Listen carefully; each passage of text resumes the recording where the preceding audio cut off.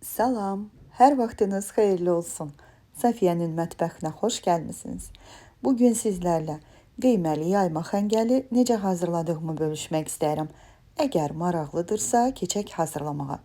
Qeyd edim ki, yayma xəngəli həm qeymə ilə, həm də sadə, yəni soğanla da hazırlayanda çox ləzzətli olur. İndi isə keçək hazırlamağa. Mən qeymə ilə hazırladığıma görə öncə ətini hazırladım. Körpə dana əti, yağlı dana ətini yağsız tavamıza, yaxşı isinmiş tavaya əlavə edirəm və gözləyirəm ki, ətimiz biraz suyunu buraxsın. Əgər sizin ətiniz yavan ət olarsa, o zaman ətinizə yağ əlavə edə bilərsiniz. Gördüyünüz kimi ət artıq suyunu yavaş-yavaş buraxmağa başlayıb və bu müddət ərzində mən ətin üzərindən basaraq xırdalanmağına kömək edirəm və suyunu tam buraxdıqdan sonra qapağı ağzına qoyub vamxodda öz suyunda əti suyu çəkilənə qədər bişirirəm.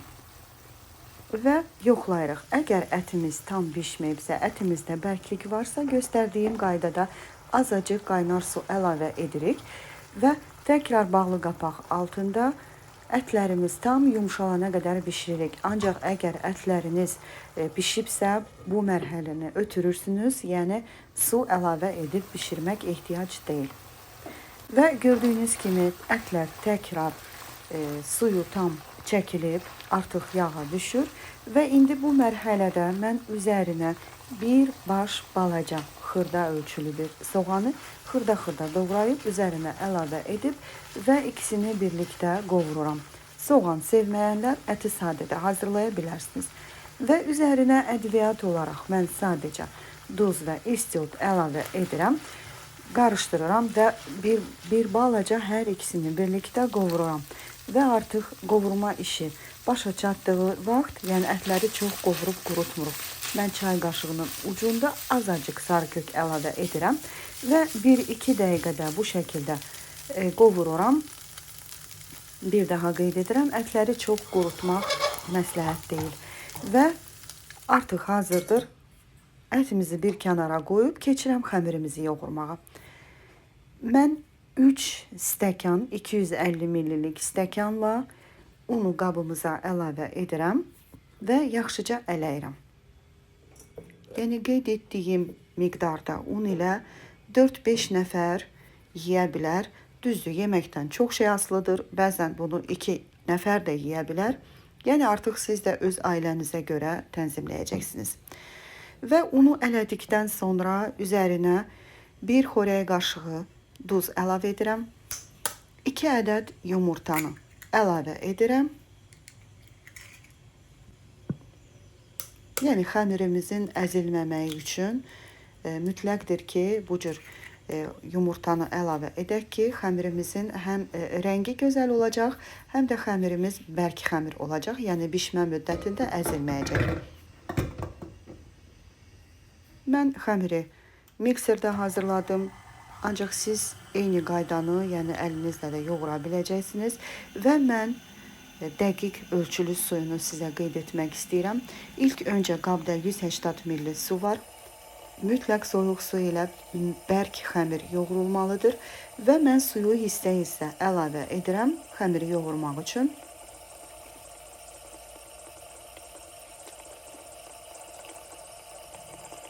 Gördüyünüz kimi mənə su bəs eləmədiyinə görə mən təkrar su götürdüm. Ancaq bu sudan cəmi 30 ml.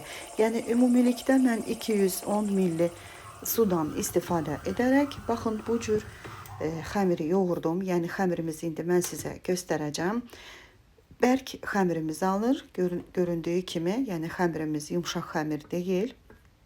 Baxın bu cür bərk xəmir alınır.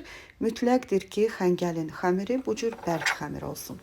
Və dəzgahın üzərinə unu əlavə edib, təkrar 2-3 dəqiqə ərzində mən xəmirimizi biraz da dəzgahın üzərində yoğururam.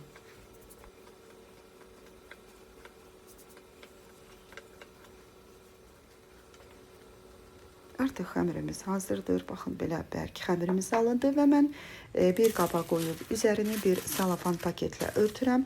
Üzərini də bir dəsmalla örtüb qoyuram ki, xəmirimiz dincəlsin, biraz yumşalsın və bu müddət ərzində mən soğanları təmizləyirəm. Deməli, soğanlarımızın mən burada cücərmiş hissələrini göstərirəm. Yəni, indi doğrayarkən də bunu sizə açıq-aydın göstərəcəm. Yəni, bu hissələrin hamısını tamamilə çıxardırıq. Yəni, xəngəlin və aşın soğanına, yəni bu cür cücərmiş hissələri qəti surətdə əlavə etmirik. Baxın, gördüyünüz kimi mən bunları təmizləyirəm.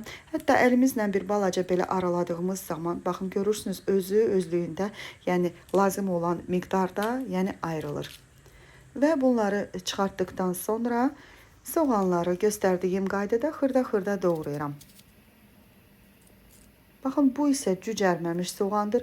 Cücərməmiş soğanın da orta hissəsini çıxardıram və bu cür yarım aypara şəklində çalışıram ki, hamısı eyni qalınlıqda olsun. Yəni, buna diqqət edək ki, soğanlar qızararkən yarı qalın, yarı nazik olsa, soğanlarımız biraz ötə bilər.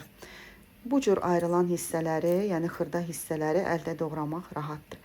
Baxın, hamısı bu ölçüdə və mən bu qayda ilə soğanların hamısını doğradım, artıq hazırdır. Və bu cücərmiş soğanları da başqa bir yeməkdə istifadə edəcəm. İndi keçək qazın yanına. Tavanı qoyuram, tavamız yaxşı isindikdən sonra kərə yağını əlavə edirəm və yağımız tam əridikdən sonra doğradığımız soğanları əlavə edərək soğanlarımızı qızardırıq.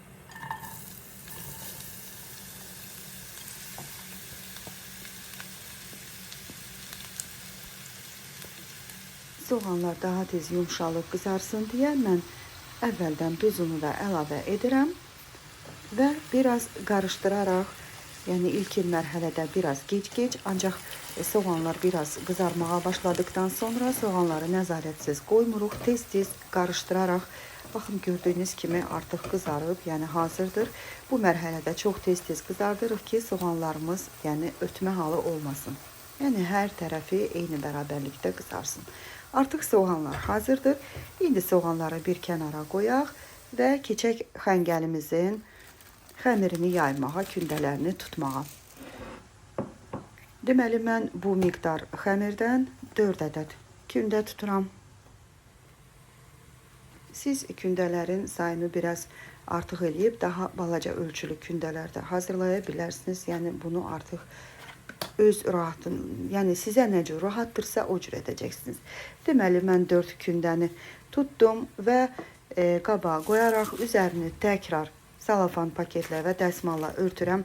Hardasa bir 10-15 dəqiqə qoyuram xəmirimiz dincəlsin. Və dincəldikdən sonra dəzgahın üzərinə un əlavə edərək xəmirimizi açmağa başlayıram. Xəmirimizi mütləq nazik olacaq şəkildə açırıq. Yəni, xəmir qalın olmamalıdır.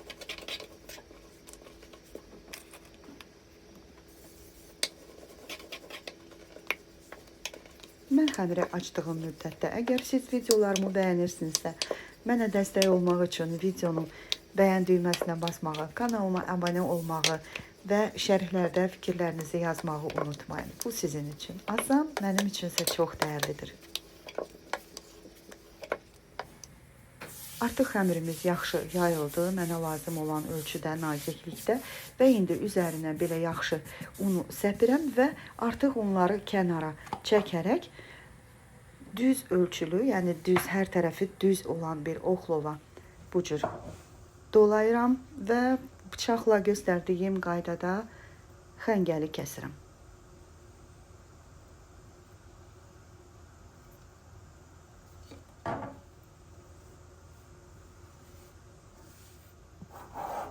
Çalışaq xəngəlləri eyni ölçüdə kəsək və bir də doğrayarkən, baxın, burada mən qaldırıram, orada xırda hissə bölünməsin deyə, yəni xırdalanmasın deyə buna diqqət edirik. Və burada sonda da çox xırdalanmasın deyə mən bu xəmiri götürürəm və axırıncında 2 hissəyə bölürəm. Artıq xəmir hazırdır, suyumuz qaynayır və mən öz qazanımın ölçüsünə görə artıq duzun nə qədər əlavə etməyimi bilirəm. Deməli, məndə 7 litrlik qazandır. hardasa orada 5 litr rahat su var və mən 2 dolu xörək qaşığı təpələmə duz əlavə edirəm və indi xəmirlərimizi keçək qazana əlavə etmək. Baxın, arası unlandığına görə xəmirlərimiz belə çox gözəl yapışmadan bu cür qazana bir-bir əlavə edirik və mütləq şəkildə oxlovla ara-sıra qarışdırırıq ki, xəmirlər üst-üstə düşüb bir-birinə yapışmasın.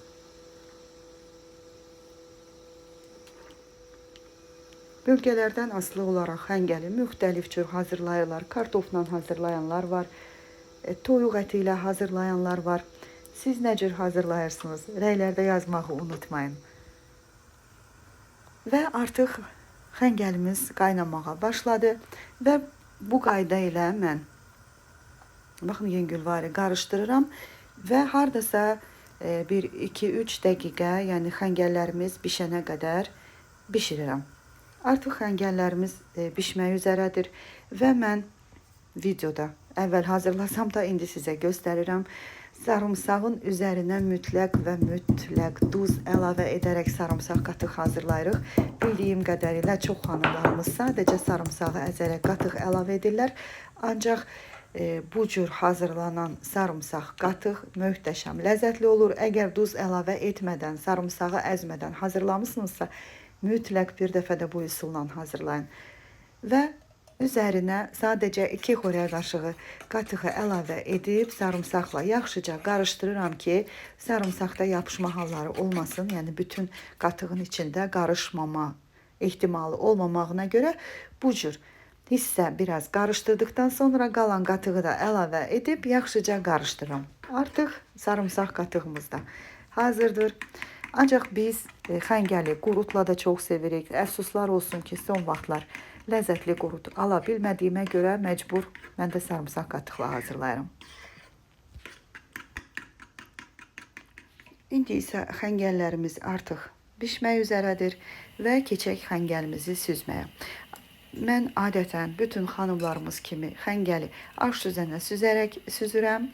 Ancaq indi çəkilişə görə mənə daha rahat olsun deyə bu cür süzgəc vasitəsilə xəmirləri sudan çıxardaraq qabımıza əlavə edirəm. Ancaq siz mütləq aş süzənə süzərək qarışdırın, xəngəllərin tam suyu hamısı süzülsün. Daha sonra yəni üzərinə əlavə edəcəklərinizi əlavə edin.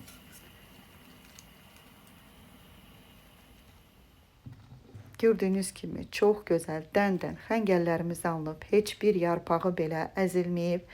Yəni həqiqətən möhtəşəm xəngəlimiz alındı. Siz də eyni qaydada hazırlayın, əminəm ki, siz də çox bəyənəcəksiniz. Deməli, xəngəlləri yaydıqdan sonra üzərinə azacıq kərə yağı əlavə edirəm. Yəni siz də öz zövqünüzə görə bol yağlı sevənlər yağını biraz bol eləsin. Çox yağlı sevməyənlər isə mənim kimi biraz az eləsin. Və üzərindən sarımsaq qatığı əlavə edirəm. Daha sonra soğanı əlavə edib, üzərindən qiyməni əlavə edirəm.